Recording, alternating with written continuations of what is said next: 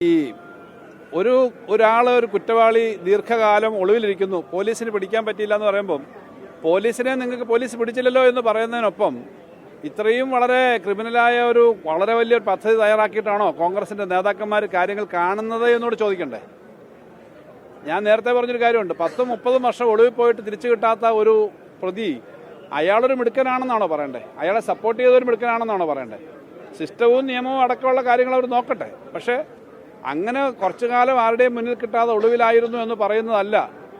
അതൊക്കെ സാമാന്യ മര്യാദ കോൺഗ്രസ് പാർട്ടി കാണിക്കേണ്ടതാണ്, അതിൻ്റെ അവരുടെ പ്രവർത്തകരായിരുന്ന ആൾ കാണിക്കേണ്ടതാണ്. ഇപ്പം നടപടിയിലാണെങ്കിലും അതുകൊണ്ട് ബാക്കി ഇതുമായി ബന്ധപ്പെട്ട നിയമപരമായ കാര്യങ്ങളെല്ലാം കോടതികളൊക്കെ നോക്കുന്നതാണ്. ജനങ്ങളുടെ മനസ്സിൽ ഇത് വല്ലാത്തൊരു ആശങ്കയും അനിശ്ചിതത്വവും ഇത്തരം കാര്യങ്ങളെ സംബന്ധിച്ച് വല്ലാത്തൊരു വികാരം ഉണ്ടാക്കുന്ന 2-3 സംഭവങ്ങൾ ഈ സമയത്ത് വന്നു.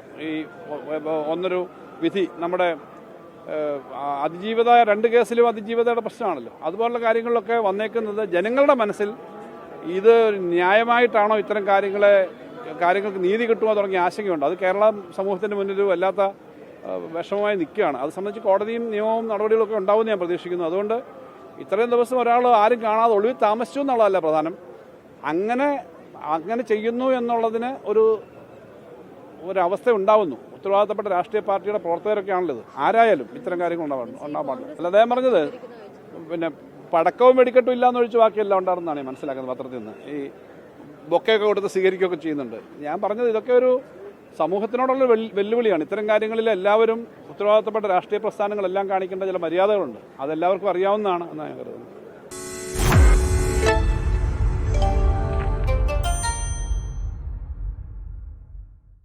ലോകത്തെവിടെയായാലും ഏത് സമയത്തും 24 വാർത്തകളും ഓഗ്മെന്റഡ് റിയാലിറ്റി പാക്കേജുകളും എക്സ്പ്ലെയിനറുകളും വിശദമായി കാണാൻ ഞങ്ങളുടെ യൂട്യൂബ് ചാനൽ നിങ്ങൾക്ക് സബ്സ്ക്രൈബ് ചെയ്യാം.